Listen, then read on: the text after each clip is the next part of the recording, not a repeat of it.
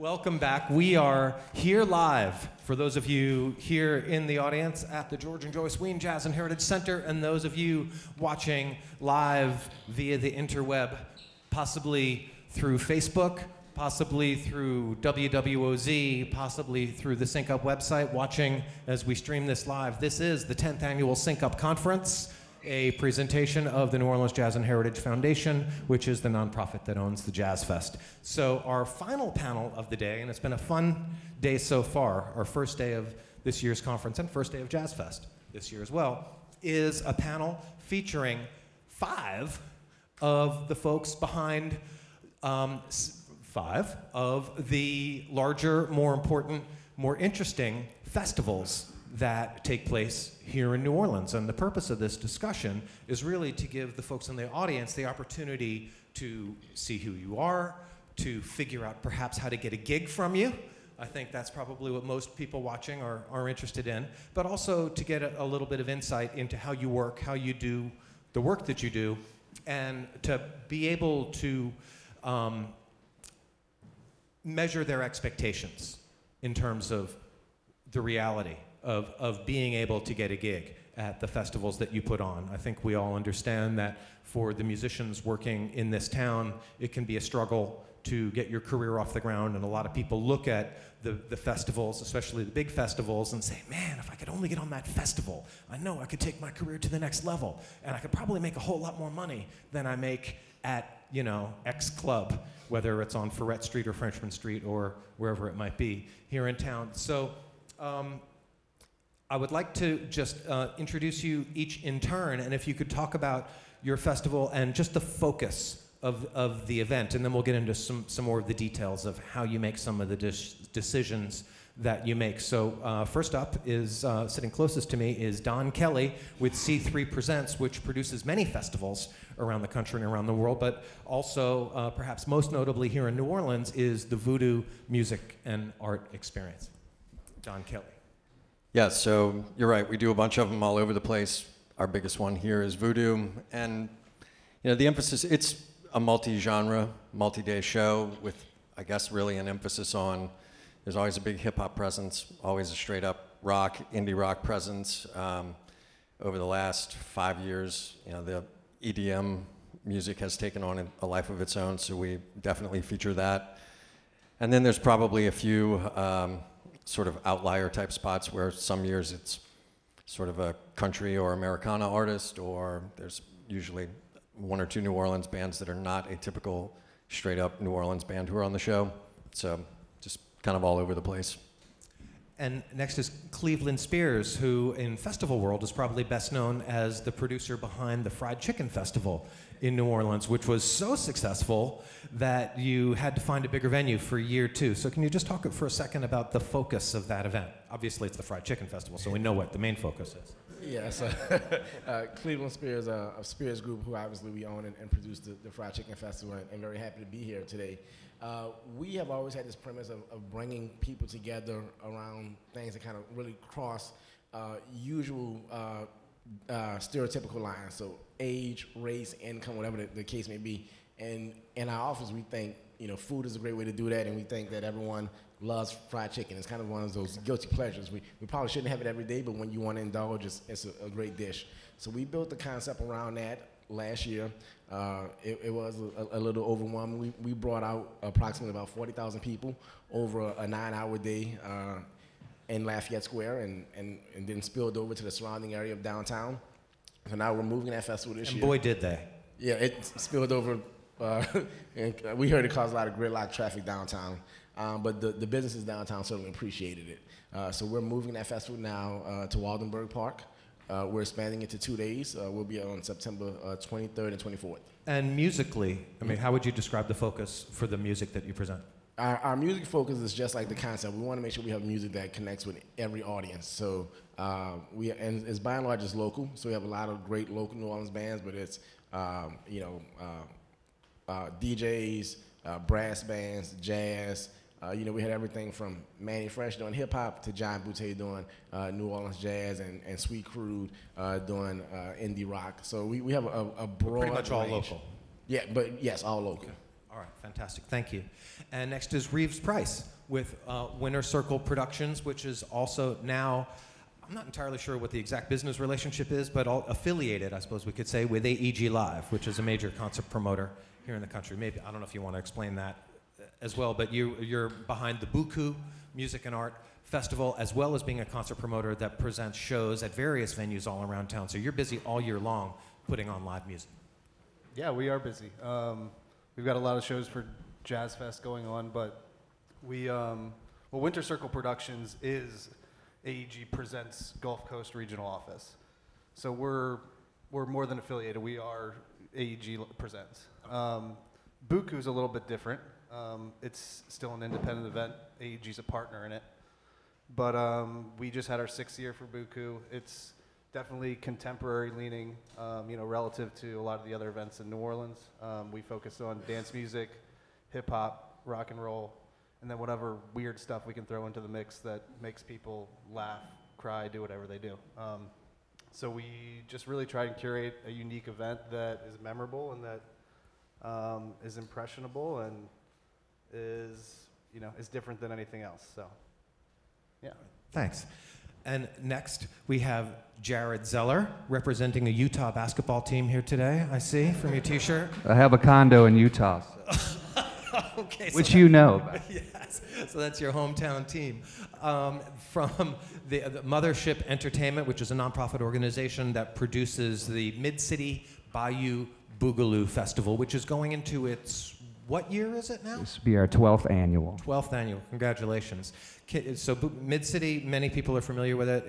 Bayou Boogaloo, it's a free festival that takes place on Bayou St. John. Musically, is it exclusively local or primarily? No, not exclusively, because you've had some touring bands, but could you talk about the musical focus of the festival? Yeah, thank you, Scott. Our musical focus is local and South Louisiana specifically, but if we're able to splash in a national touring act or somebody routing through the area and it's feasible and within our budget, as we all know, then we'll go ahead and try to book that. But I would say that primarily our focus is Louisiana music. And finally, last but not least, is Greg Schatz with French Quarter Festivals Incorporated, which is the nonprofit organization that puts on the annual, what was this year, 25? Was this the 25th annual? French Quarter Festival 34th. 34th, I'm sorry. So next year will be the 35th. That's why I know that. Congratulations. So French Quarter Festival, but also Satchmo Summerfest and also Christmas New Orleans style. Correct. And you book all the bands. Yeah, pretty much. I mean, there are a few exceptions in there, but I'm the entertainment manager, so I'm basically the entertainment department. Wow. So you stay busy. Yes, we stay busy. We've got we're up to 23 stages at French Quarter Festival, and we were saying it was the largest free festival in the country a few years ago. I don't know if that's still the case, but and then Satchmo Summerfest was free. We recently started charging a $5 admission, just to try to cover some of our costs. And then there's the Christmas New Orleans style concert series, and all of them have a big focus on local music as well. I mean, French Quarter Festival is a showcase for local music. Yeah. Awesome. Well, thank you all for being here. So we have limited time, so I guess I just kind of want to get right into it.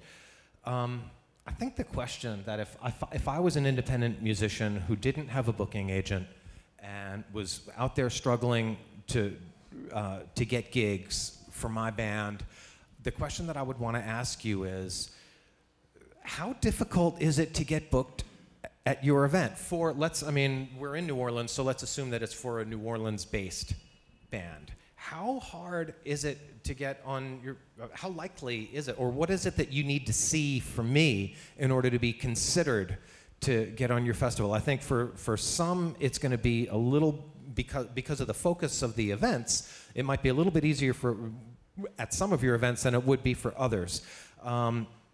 Don, am I fair in saying that it's going to be a little bit tougher to get on Voodoo just because of the nature of the event and the fact that you have so many nationally touring acts that take up the bulk of the schedule, that there isn't necessarily as much room for local fledgling acts that are just starting out. Is that fair to say? I think that's fair to say, yeah. I mean, I think as Jared just mentioned, you know, the focus of his event is different than ours. So, yeah, it's going to be, I think, you know, more difficult for a local up-and-coming band to get on our roster. I mean, on any of our given shows, we're between 70 and 110 slots.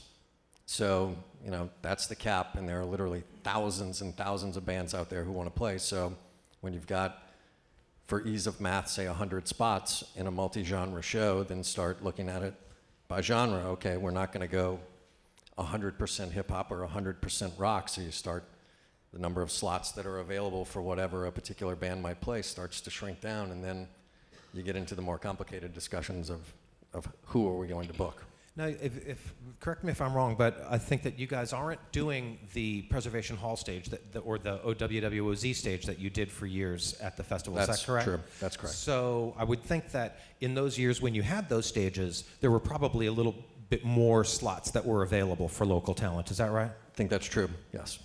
So knowing that you present a lot of indie rock and a lot of rap as well as EDM, if I'm, say, Blake Owens, who was on the previous panel, who is, who's sitting in the audience. And Blake, do you want to ask this question? How do I get on Voodoo? I mean, what is a guy like that who, you know, has a certain amount of renown in this town, has shown that he is able to attract an audience at some events that he puts on? I mean, how tough is it going to be for somebody? I don't mean to put you on the spot, but I'm just trying to keep it real. You're not putting me on the spot. I mean, all right, I'm putting Blake on the spot. You know, I think, look, the guys who were on here 2 panels ago, I think, you know, described the revivalists. The revivalists. Yeah. I think they gave better advice than I could give any musician, which is, you know, they're going out and doing the work and doing all of the little things that it takes to build a career. You know, when they left, Andrew, the drummer, told me he was going to practice today, on Friday, instead of going to the jazz. He was going to practice. I mean, I think that's what it takes. If you're an artist and you're perfecting what you're doing and getting better and better at it as time goes, people who do what we do are going to take notice. You know, when we have on any show, however many bands, there's not a lot of bands, there's no one that I can think of right now, at least in the last several years, who just ended up on our show because of, you know, almost a cold call or an email with a EPK attached to it or something else. I mean, we have a big booking department. We have a lot of people, and we know who's making noise, who's getting buzz, who's generating shows that people want to go and see. And I don't mean, you know, massive arena shows. I mean shows that are doing 200, 300, 400 people that, you know, people are dying to get into, and they're sold out. You know, so I think it's, you know, I'm not a musician, so I can't really speak to it, but, you know, if that's your business and that's your craft, I think consistently working at it and getting better and better and better at it is going to get you the buzz that then starts to attract the attention of our departments. So buzz factor is huge for you guys because it's such a big event, large audience, mass appeal, national. I mean, the people that come to Voodoo are coming from all over the country and all over the world. It's not only a local crowd. So you're looking for people that are already achieving a certain level. So it's not going to be an easy gig to get. Well, I don't want to hog the whole panel, No, we're but gonna I'll move certainly, I will say this. I mean, look, you know, it's definitely from our side, you know, it is a business. And whether you're the headliner or you're the very last act on the bill, you know, the amount that you're going to get paid is obviously going to be vastly different, but we're looking at it and wondering, you know, what's our ROI? What's going to be our return on this? If you're a headliner and, you know, you're Beyonce and you command millions and millions of dollars, I know that we're going to sell 60,000 tickets in a heartbeat. You know, it's the same question if you're a smaller band and, you know, the market is X number of dollars, which is really low. Well, you know, again, not to go back to it, but a lot of those things the revivalists talked about are important. You know, if you're a small local band and you're looking to play on one of our shows, can anybody who's in New Orleans see you the week before, and then the week before that, and the week before that at a gig that's going to cost $5 to get into? You know, all of that goes into our analysis when we're looking at booking someone. Fair enough. If I may, I'd like to jump to Reeves, because I think that Buku is perhaps, from the festivals that we have represented today, perhaps the most analogous to what goes on in terms of booking with Voodoo. So you guys put on rock, you put on EDM, you put on rap. You have had I would say, fairly strong local component to what you present as well. So piggybacking on what Don was saying, what, if I'm a local artist, do I need to do to try to get your attention to be considered realistically for a shot at Buku? You need fans. You need, I think you need people that are, I'm a Blake Owens fan. We need to see that, we want to see that people have, that artists have relationships with, with their fans, that they really have, they have folks that are coming out to every show or coming out to a lot of the shows and are really supporting them.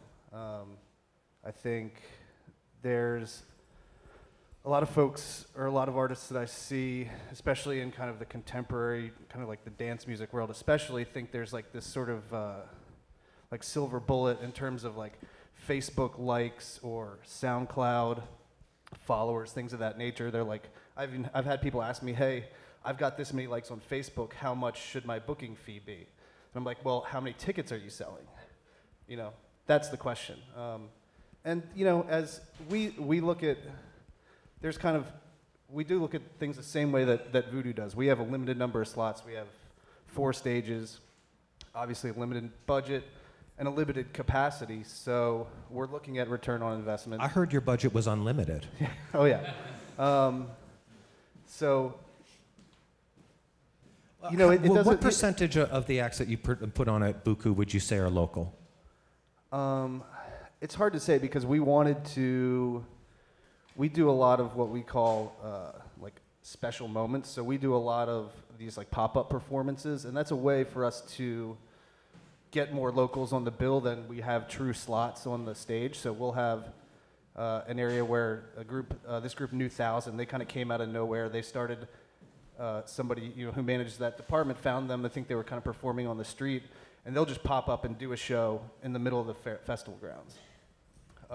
They have a little portable PA, and people love it. It's like, it's become a great thing. We also added a stage last year that we call the front porch stage, which allowed us to put more local acts on it and kind of showcase some more folks, because we just didn't have enough space to do it, really.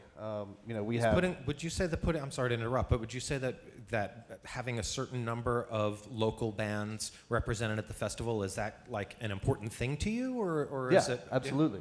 It's not like a specific number, or we're not looking at like a specific formula, but I think, we want Buku to represent New Orleans. It's an event in New Orleans, and it might not be, kind of aligned with the brand of New Orleans in the way that like a Jazz Fest event is, but we're the new New Orleans, so to speak, right? So we're looking for the guys and gals that are that are trying to do new, different things. Tank and the Bangas is a great example. They were on the front porch stage last year, which was the first time that we did it, and look at where they are now. Not that we had anything to do with that, but we were looking at our poster and looking at our lineup and saying, man, we've got to get our return on investment right. We've got to sell our tickets so we're not losing a ton of money, but we really want to have more local stuff on here. How do we do that? I mean, in year 1, we put up a small stage next to the main stage, and we had local DJs perform in between each set. So we're looking for ways to do more there, but we're also looking for folks that have fans, that have, that are engaged within, the community, and really are doing something different, doing something unique, as opposed to kind of playing in a lane.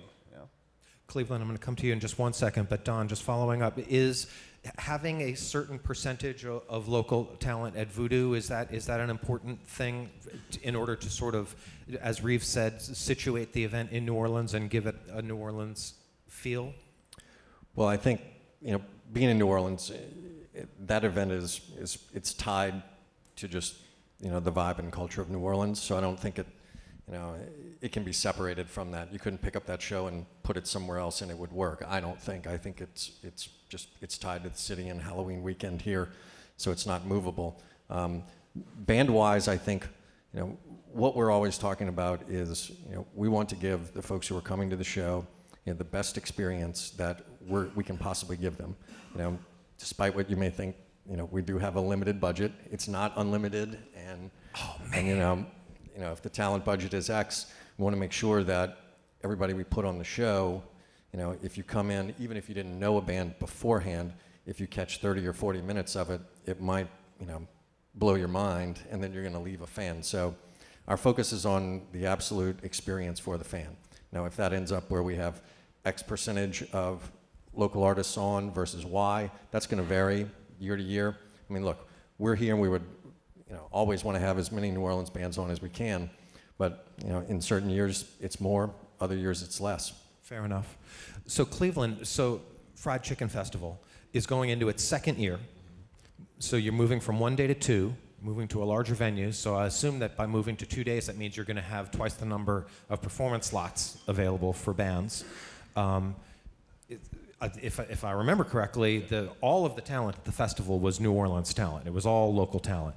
Correct. So again, you know, if I am the proverbial independent artist sitting in the audience, wanting, you know, I'm looking at Fried Chicken Festival, I'm thinking, man, that's a big event. I want my band to play on that event. And you do a little bit of everything. You'll do hip hop, you'll do indie rock, you'll do some traditional New Orleans style music, as you said, with the John Boutté. How do I get your attention? How do I get, you know, you to actively consider me? Great. So a couple things. So this year we'll have 3 stages. We'll probably have 3 times the bands that we were able to have last year. Because you only had 1 stage last year. I had 1 stage last year. So I would say there's 2 things that and one, first I agree with everything that's been said thus far. This has been great feedback. But to add to that, if you look at our festival that is by design intended to be kind of family-friendly, family-oriented, and diverse, the genre and the content and the material should be has as much of a broad-based appeal as possible. There are certain types of acts that we won't consider because we think we don't want to alienate any part of our audience. So if it's a family bringing kids or anyone, so broad-based appeal is something that we're going to look at first and foremost because we want everyone to feel welcome, invited. So you may not fully be a hip-hop fan or a country music fan or a rock fan, but it won't be abrasive to you. So that's the first thing. And then the second thing that I would always say is if you look at the folks up here that's representing free festivals, our goal is to do free festivals that have large numbers. So I think one comment would say, you know, festivals pay better than your you know, small Frenchman Street or neighborhood bar opportunity may pay, and likely it will. But a band should not look at it as a big payday, but as an opportunity. You know, French Quarter Fest brings out hundreds of thousands of people. Bayou Boogaloo brings out hundreds. And everybody thinks of French Quarter Fest as a huge payday. Right, and I'm sure it's not. So you know, we're planning to do. You know, we're hopeful that we'll do 100,000 people over 2 days, and it should be viewed as an opportunity to introduce your music to a very large audience and grow your audience. Because, as everyone said, no one has these unlimited budgets, particularly free festivals. So, 1, look at it as an opportunity, and 2, make sure your music has just broad-based appeal. So, does it make it easier when you're booking the bands for a festival like yours to consider the fact that the actual star of the show is the food and the music is an enhancement? It certainly makes it, you know, better than, you know, standing around and, you know, just listening to a record playing or nothing at all, but it is a food festival with music, as opposed to being branded as a music festival with food, right? Yeah, so, you know, that's an ongoing discussion in our office amongst our team. You know, how much are we able to and prepared to invest in our music program? I don't know that it makes it easier because we still want to make sure we're vetting a lot of bands and a lot of music and still getting the best for what our budget will allow. So I will not say that it makes it easier, but it does kind of change your calculus as to how you look at it, and change, you know, also change how much you're able to invest into it. So again, going into your second year, growing from 1 day to 2, from 1 stage to 3. Would you say that the word is definitely out about among musicians that yours is an event that they should be trying to get a gig at? I mean, are you being inundated with requests by bands right now? We are getting a lot of requests from bands, which one, we like and we enjoy it, and we get to be introduced to other bands, and we have people in our office that are looking at them, and we're reviewing their YouTube videos and things like that. So we have been getting a lot of requests, and then separate and apart from the requests we're getting, we have our own list that we've generated of bands that we think we want to go talk to and see if their tour, their schedule. We mentioned Tanking the Bangers. Tanking the Bangers played the Fried Chicken Festival last year. They were on our list to invite back, but they're touring now. They'll be out of town that weekend. They're going to be more expensive next year. Yeah. We got a quote a couple of days ago from a local band in town that has played with us at other events in the past, and their quote came back, and it really shocked us. So one, I'm very proud of them, and proud that a couple of years ago we were able to help provide a platform for them, but they have kind of outgrown us, and which is not a bad thing. It's a great thing that bands out of New Orleans and musicians out of New Orleans are experiencing growth and doing so well. Jared, you're up next. So Bayou Boogaloo, are you completely inundated with requests from New Orleans-based bands to play at your festival? You have 3 stages, 2 stages? We have 3 stages and a kids stage, so I say 3.5. Okay, and it's now a full 3-day festival. It is. Friday night, a few hours, happy hour, 5 to 9, and then 2 full days, Saturday and Sunday. So kind of a 2.5-day festival, similar to Blues and Barbecue in that respect. So how many bands total can you hire? Yeah, we have 45 slots. Holy crap. 45 slots, and like many of these guys talked about, I think the best advice I could give a band is to know your market. We have to know our market. We have to know who we're marketing to. You should know your market. So if you're trying to get booked at any one of our festivals, you should know that we all have limitations. We all have a particular audience that we may be marketing to. So just be mindful of who you're trying to market to. And I would say also that we have different limitations. So I want to get to the point and kind of talk about the limitations we have. Obviously, we have limitations in slots, number of slots. We're a multi-genre festival, so we don't want to book 100% hip-hop acts. We want to have a small representation from each genre. We have a small committee that works on booking, and as Don mentioned and these other guys mentioned, you need to do your part, creating a buzz, obviously, doing the work every day so we know about you. You're also a free festival that's put on by a nonprofit, so I imagine your budget certainly has limitations, unlike Don's and Reeves, which have unlimited budgets. Yeah. So we're not, obviously we're a free festival, so our goal isn't to sell tickets, but I'll tell you, we have to sell a lot of beverages to keep the festivals free. So we obviously want to book a band or acts. It attracts a drinking crowd, basically. Yeah, absolutely. Absolutely. So from our programming perspective, it's art, food, music. And so, music is a big component of the programming, but it's not necessarily everything. We think that our niche is being one with the water because we're located on Bayou St. John. So we feel that that's our real niche, is the location, and obviously there's several programming elements, music just being one of them, and it's a major one. But as Scott mentioned, our budget is what it is, and so I would say first and foremost, in terms of making the decision making comes with funding, number one. So I would say if somebody called me and said, "Hey, I got some money to play this festival. I have a sponsor already." Boy, that kind of gets my ear, first and foremost, because like this guy right here, in Cleveland, putting on a free festival, we have to raise the money to do this, and we're not selling tickets. So sponsors are important, also grant writing. Jazz and Heritage Foundation has a grant program, and we apply to that and get a little funding from the foundation. So National Endowment of the Arts. And so we have to go out and try to find money for talent.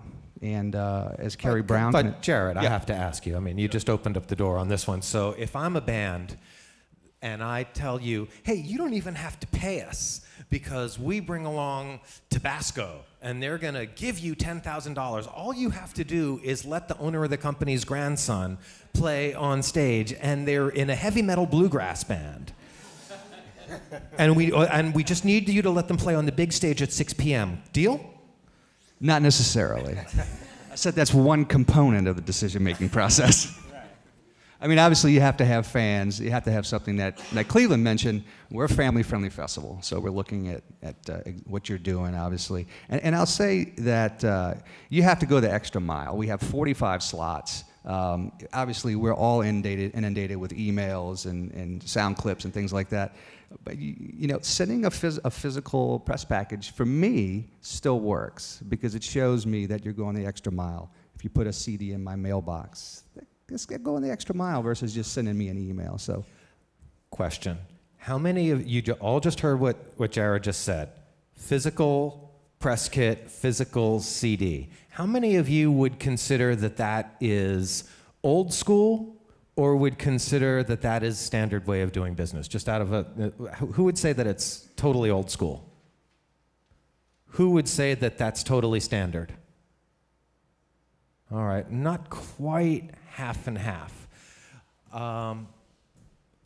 So, all right, so just moving right along. Greg, do you prefer physical press kit and CD, or is an email with a link enough for you?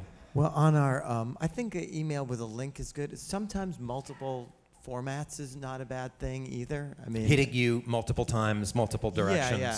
I mean, to try to stay at the top of your inbox, kind of thing. Doesn't mean calling twice a week or emailing twice a week, but you know, applying. And I'm going to give everybody your cell phone number right now. Is that okay?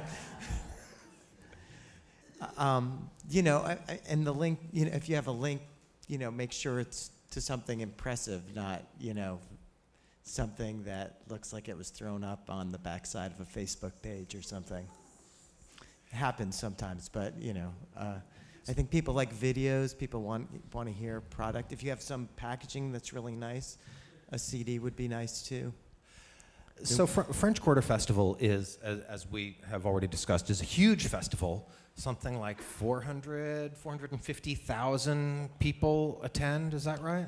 700. What? Over 700, they said, these last 2 years, yeah. Goodness gracious, that's a lot of people. 23 stages, exclusively New Orleans talent, right? Well, yes, except there are exceptions. Of course. The exception is that there's one stage that was there from the very beginning.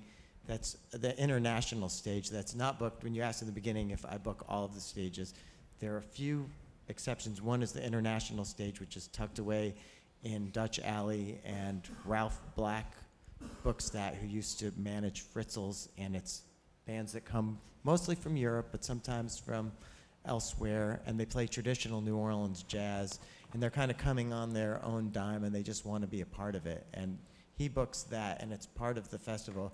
We also have a couple venue stages. The House of Blues Voodoo Garden is a venue stage, so I don't book that either, but it's on our schedule. And that's one of the 23 stages. The Royal Sonesta has a stage. That's the Playhouse Jazz Club, and that they book that. But I do coordinate with them to make sure we're not cross-booking the same band, because we don't want the same band to play like 5 times, or even really, right. Hopefully not even 2 times, because there's so many people who don't get in that, you know, we want to make sure that it's a Well, actually, that nice kind of mix. anticipates my next question. So, I mean, you've got 23 stages, 4 full days of festivals, so that's like close to 100 performance slots. So, therefore, more. How many? 250 this year. 250 performance slots, each for different bands. Therefore, everybody in the audience here knows for a fact that you can actually book every band in New Orleans every year. They should just 100%. Come on. Yeah. We'll have like 15-minute sets, and they'll all come. Just show up. How many bands do you turn away each year? Well, let's see. Officially, we get over 600 applications this year. So more than half of them are getting turned away. And then on top of that, of course, the thing you all realize is there are some people who are playing that don't apply. Aaron Neville didn't fill out an application. You know, there are a lot, and I don't think Kermit ever fills out an application. Might have once. I don't know.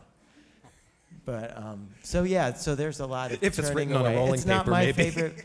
It's not my favorite part of the job, but there are regret letters that are sent out, and But the point being that just because you're a New Orleans band doesn't necessarily mean that you're guaranteed a show at the French Quarter Festival. That's right. So what do you need? What do I need to do? If I have a band, then I'm sitting in this audience and I think, man, I play funky New Orleans groovy stuff, you know, or New Orleans, you know, Meters-esque kind of with a little bit of rebirth thrown in. Surely there's a gig for us at French Quarter Festival. What do I need to do to get your attention? Well, I think everybody here articulated a number of things that, you know, are all really true to what we do too. One is just having a little bit of buzz. One is just perseverance. You know, we need to get people into the festival. You know, those numbers that, you know, the 700,000, we're like looking to at least do that well next year. I mean, at a certain point, we can't get more people into the quarter. So, but you know, we're looking to keep that constant. So and that is definitely true. We need a good deal of acts that are just going to bring people in. Then we also have venues that are smaller spaces, smaller rooms, where we can put people that have like 75-person capacity, where you don't necessarily need a band that's going to bring in 10,000 people. But if you're expecting to play on the bigger stages, you're looking at people who can either draw really big crowds, or occasionally you can put somebody in between who's going to be very entertaining. So you have to have some, you know, I think buzz is the right word, you know, and you have to be doing the work to make that happen. And also, I think people tend to get discouraged, at least they sound like they'll call right after they don't get in. Oh, why didn't I get, you know? Well, you have to keep on trying. I mean, you have to keep on doing it year after year, and not also expect just because you were in last year that you're going to be in next year. Because one thing that we also look for is to add new talent every year. So if you do the math on that, if you're adding 10%, or this year it was even more, it was more like 15 to 20% debut acts, there's a certain number of people that aren't playing. And they're not necessarily out of rotation because they did something wrong. But I'm sure you hear from them. I've played this festival for 15 years in a row. What do you mean I don't have a gig this year? Although I have to say that, like Cleveland said, we are a family-oriented festival. So occasionally people get carried away and they go into what might be their club act at the festival, and they're, you know, using language that might not be suitable for a family audience, and then, you know. So they might not be asked back. We might not give them the hook, or we might talk to them if it happens the next year. You know, they might go out of rotation. So we only have a few more minutes, so if anybody has a question in the audience, I'm going to ask you to go ahead and get next to the microphone. No? Okay. So if nobody has a question, I'm gonna go ahead. No, I'll just give it. Go ahead. Get to the microphone, and while you're making your way carefully, I'm going to go ahead and ask one more question of our panel before we open it up. So I want to know, what is the worst example of a band pitch that you've seen on trying to get onto your festival? And as a piggyback onto that, is there anybody that has gotten onto your festival with a cold call or a cold email that just hit you out of the blue? So Don, what's the quickest way to get onto your shit list? That's a tough one. I think there one are of the so many ways. There are ways, but you know, I think one of the things that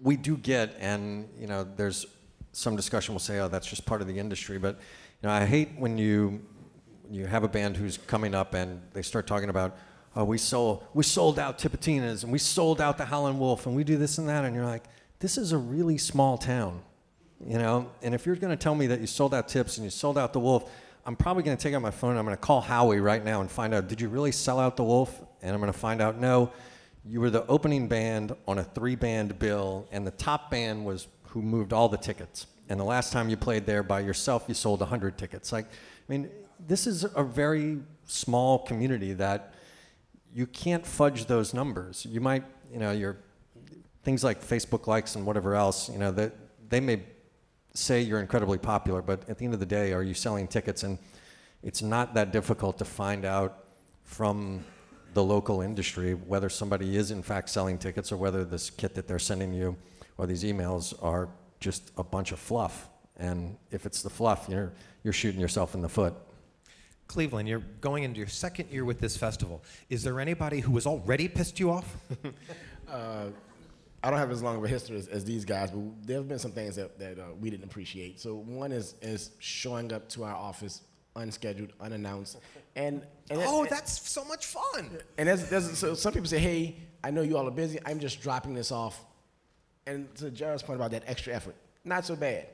But hey, I want to drop this off and I want you to play it right now while I sit in your office and I want to talk to you and meet with you. And it'll only take us 10 minutes. It really leaves a bad taste in our mouth. We don't appreciate it, and it just comes off as unprofessional.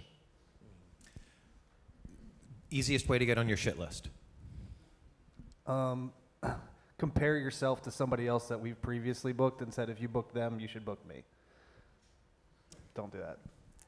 Yeah, again, just to reiterate, to know your market, we're a festival that tries to, and I'm sure we all do this in terms of programming, is to turn over the acts from year to year. We turn over the acts every year. We want to keep our festival fresh. If you don't know that about us, again, that's not knowing your market. If you played the festival in 2016, there's a very small chance you're going to play in 2017 unless you brought me a big sponsor. So know that. Well, geez, I don't know what else to say. Y'all, yeah, I mean, I've probably had experiences with all of the above. I've had national acts that might be good at another festival call me and try to sell me on playing, and I'm, that they're not even eligible to perform. I've had people come and offer to serenade me in the office. Yeah, yeah. The naked singing telegram, always a favorite. Right. And then the overselling is bad. I mean, there is a balance between following up. It's a good idea if you have a big show. If you got nominated for a Grammy Award, send us an email and let us know. But don't email and call 3 times a week because you have a weekly show you want to invite me to.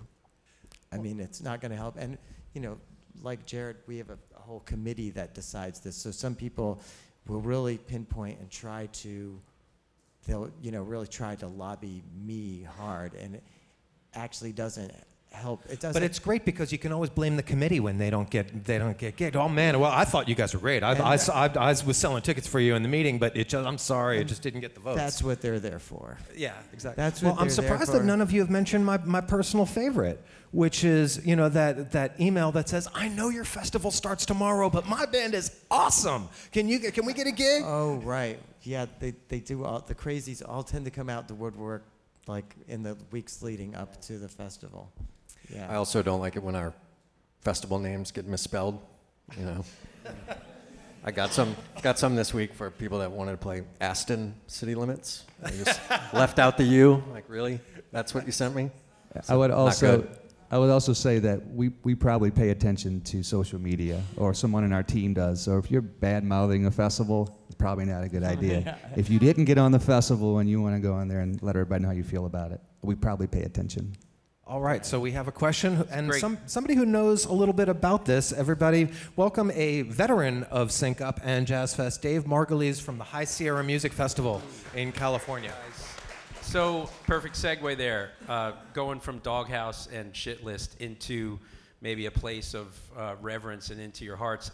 Are there creative things that bands have done once they've been booked for your festival that endear themselves with you, say doing something creative on social media, ways that they promote your event through their social media page or through their fan base that you pay attention to? And how important is that for you guys once you have a band booked, how engaged they get in promoting that opportunity at your event? And how much do you pay attention to that? And I'm also curious if you guys have ever heard of a band called Jamaican Me Breakfast. Jamaican Me Breakfast Club. The club is important. That's like George Porter Jr. It's like Jamaican Me Breakfast Club. Thank you very much. I have heard of that band. Don't know how. But, You know, in our side, Jared's right. We have people that watch social media all the time. So when there's an announcement on one of our shows, we absolutely want the bands that we book to promote it to their fans. You know, they have networks that, you know, are people who are passionate about them, and you know, are maybe fans that, you know, aren't on our network, so we don't have that direct access to. So we absolutely want them to promote it. You know, a lot of times that's just with a post with a poster or a graphic that says, "Hey, I'm playing in such and such city at this festival on this date," and they post a picture on Twitter or Facebook, and that's great. Creatively, on the marketing side, you know, I think we've had a few artists over the past couple of years who've, you know, done actual videos about coming. We had a very interesting gentleman by the name of John Lydon, who played a few years ago, and he made quite a hilarious video about coming to play in New Orleans and Halloween, and I think he might have passed gas in the video loudly. It was quite a video, but you know, it certainly got some play. I guess when you've been in the Sex Pistols, you can do what you want. So yeah, it counts though. Cleveland, doghouse to the guest house. Yeah, for the sake of time, I agree. I mean, we certainly appreciate it. It you know, it increases your possibility of us working with you again in the future. We've had bands do things like issue press releases saying they've been selected, and really use it to tout themselves as being selected for such a big pool of people applying, as well as announcing it at their other shows and things like that. So we appreciate it. It's a big part of us, our partnership together. Reeves? We just appreciate it when an artist cares about, you know, how our ticket sales are, and cares about the health, you know, of the show, and is willing and is reaching out and saying, hey, I'm willing to, you know, is there anything I can do to, you know, thank you for the opportunity. Is there anything we can do? We've had folks that have offered to take posters or flyers when they're going on, you know, on the road for a little bit and put it at their merch table. That's great. Yeah, I would say that we really appreciate that. Because I think sometimes it's easy to think of the promoter, I guess, you know, as like, I don't know, not who we really are, as people that have a lot of, you know, these events are really expensive. We've got a lot of risk on the line, and we've got to, you know, at least break even so we can do the event again. And even if you're breaking even, it's not, you know, it's tough. So just showing that you care and about the event, and that you're willing to put in effort to market your involvement in it, goes a long way for us. Anybody who has dissed you in the past but has managed to work their way into your good graces and actually gotten a gig? Yeah, absolutely. It happens. Cleveland said a key word. It's a partnership. We're putting this on together, and you're part of the programming, and we need you to share our posts. We need you to create your own posts. Don mentioned creating videos and things like that, but it's truly a partnership. And I will say that what somebody has done at our festival, and it's going to happen again this year, Tank and the Bangers is going to do it, but they're going to arrive by boat. So we have the ability with the Bayou to have bands arrive by boat. Iris May Tango did that one year, and so that's going the extra mile, is telling your fans you're going to arrive by boat and kind of creating a buzz. Was that their idea? Iris, yeah. Mm-hmm. That's like them. Of course. Greg, is there anybody that you swore you would never book, but then ended up changing your mind because of something that changed your mind about them? Well, yeah, I don't know if we quite swore that we wouldn't book them, but there have been people who, you know, were like no-shows, or who were like annoying enough on one end, and eventually worked their way back into our good graces.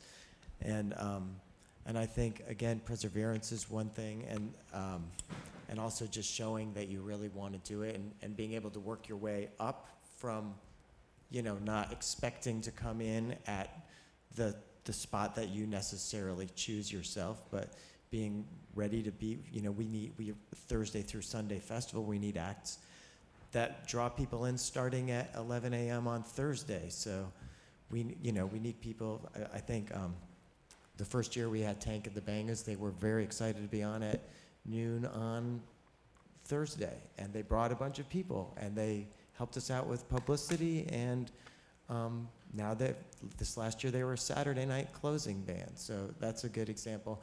Also, you know, the helping out with publicity, we have, our marketing department usually has a bunch of opportunities of early morning television shows, all of the, you know, with all the media organizations in town, and if people are willing to do stuff like that, I think they endear themselves not only to the entertainment department, but to our marketing department. They get known by That band that's willing to get up Yeah. at 6 o'clock to go on TV yeah. to go do that for you, that's always a tough one. I've got one more that I think Go might ahead. be Yeah, relevant. please. Like, I've seen lately local bands that are like asking for us to provide backline when I know they've got their kit or their equipment in their studio like 7 blocks away, which costs us money, so that's kind of a bummer. If you can bring your own gear and save the promoter costs so he can book you again the next time, please do that.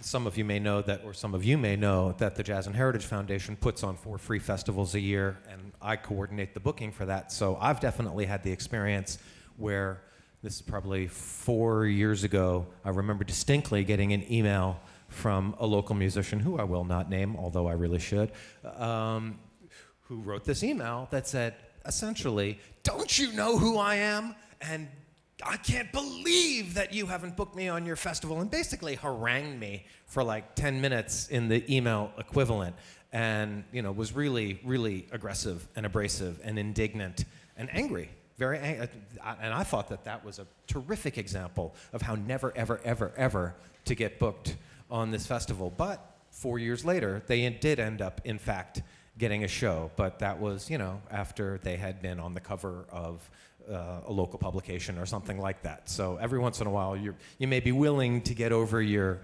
aggravation if you think that there's a good enough reason to, because they'll draw a crowd. Question from the audience. So, hello, my name is Michaela. I'm a local artist in the city. And this is a simple question. I'm just unaware. I know that French Quarter Festival and Jazz Festival, you can just apply online.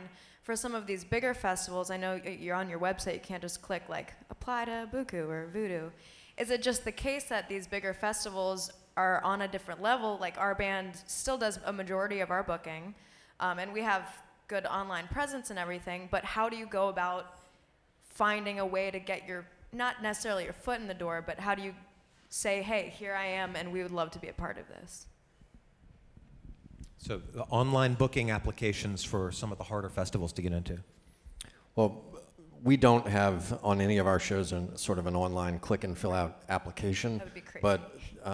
But there are contact emails that are listed on the website that we keep track of every day, whether it's somebody suggesting a band or they want to be a food vendor or whatever. So we constantly are checking those. So yeah, you can certainly send an email, and much like Scott said, or like Greg said, make sure it's the good stuff and send it on in. Yeah. Thank you. Reeves? I would say, yeah, same thing. I mean, we have the kind of info at the Buku project on the website, and we do get submissions, and we do, look at them. I don't think we've ever not heard of somebody gotten a submission from them and then said, yeah, this is the right fit, because, we do a lot of shows in the market, so we are watching and paying attention, and we typically have, a list, an internal list that's like, this is who we want to put on the show. But that doesn't mean you shouldn't reach out, because I have had acts where it kind of piqued my interest, and maybe I didn't hear of them that year, but maybe the next year I was like, oh, they were proactive, they wanted to be on the show, and they've caught our attention, so, that's worth something. And then just like if you ask if anybody knows us, if you know anybody involved with the event that could, personally recommend you, or it says, hey, or get us out to a show. Yeah, cool. Cleveland, do you have at least a booking contact on the website that people say booking at Fried Chicken Festival or something? It's the same as been mentioned. We have a contact us, so you can fill out a form there, and email address is available, and we capture all of it. We review all of it. We have someone who's doing our booking, who receives it and catalogs it, and we review it. But we don't actually have a full application or upload MP3s. But at least somebody can send an email and say, hey, check me out. And we'll certainly consider it. All right, great. Thank you. Thank you. Next question. Hey guys, my name is Elvin. I'm an artist locally, up and coming DJ, I would say, and added to that, video DJ, which is not the most popular of areas in art locally. However, I manage my group, MV DJs, and I just wanted to ask you, what can we do, or should we call ourselves Latin DJs, because we're not Caribbean DJs, but we play in almost every corner of Louisiana, from Zydeco, country, you name it, Cinco de Mayo, quinceañera, all the way to like Sweet 16s, and but we don't want to be encased in a Latin genre, and we don't want to be encased in DJs because Eric and I, we ride around New Orleans taking time lapses of the different streets on a different day, on a sunny day, on a rainy day. So we incorporate that into our sets. We don't play just this artist's song with its video. We want to show, I don't know, a ride through the Marigny area as a time lapse and things like that. We consider that our niche. However, we don't know how to tell you guys about it because we're not Latin DJs, we're not American DJs. All right, we're actually really tight on time. So the question is, how can you guys as DJs who are Latin but don't want to be perceived as Latin DJs can get a gig? I mean, Jared, how often do you book DJs at Bayou Boogaloo? We typically don't. French Quarter Fest, ever have DJs? No, not really. I mean, it sounds like a multimedia kind of showcase. Video DJs, he said. Which is a specialized thing. I don't know. I mean, you requires need projection and specialized screens and all that. I want to. Do you guys do video DJs ever? So this year, for the first year, we will have a DJ stage. So it'll be programmed for 2 days with all DJs. That concept actually sounds very interesting, of time-lapse videos and scenic videos of New Orleans. I've actually never seen it or heard of it. It sounds interesting.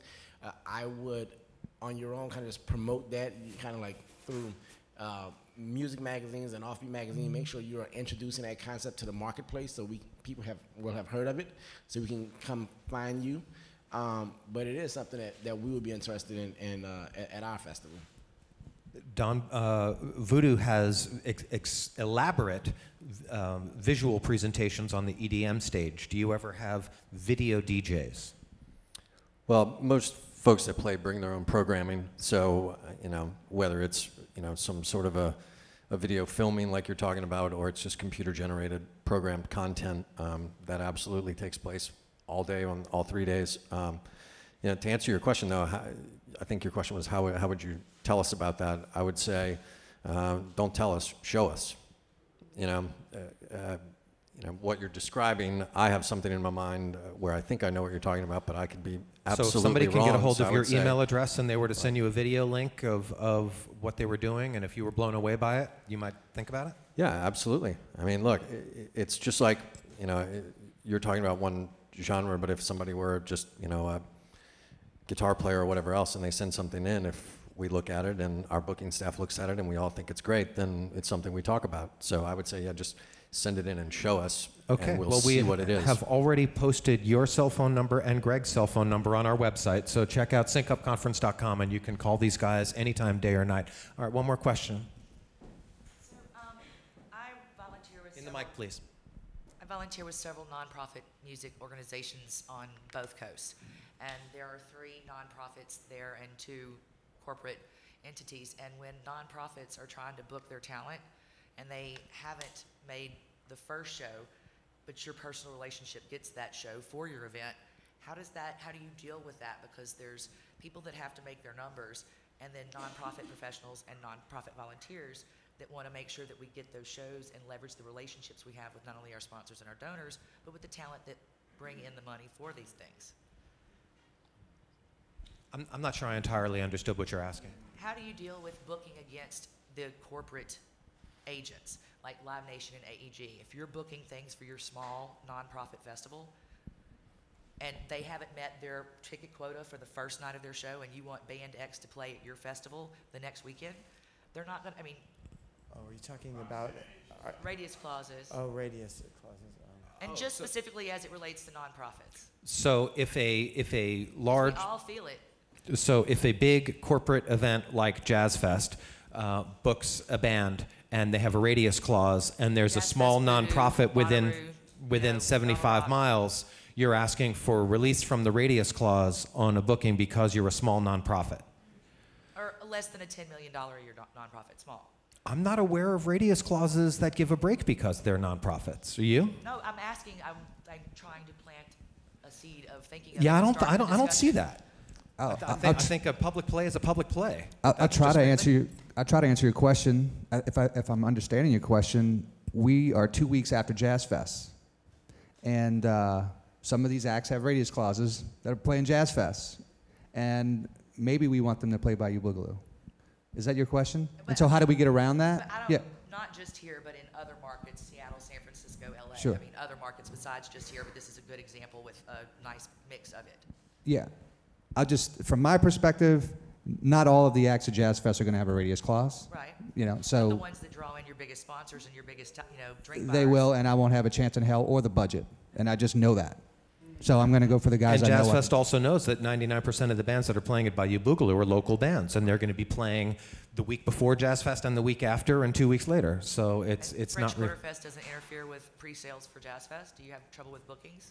Once in a while, it's sort of echo what Jared said. A lot of most of the bands that really have those radius clauses are out of our budget. Some of them, if we try to get them, say this year, and we couldn't because of a radius clause, we'll maybe try earlier next year. We'll say, to have them work out the arrangements so that they can ask permission when they're filling out, when they're signing up with Jazz Fest, to say, like, we want to do this other show within that same month. And then it's really up to Jazz Fest, because we It's an can't interesting dance compete. from a volunteer nonprofit side, from a corporate side, because there are different motivators in it. And if I may, two things I say. One, what Jared has said is likely.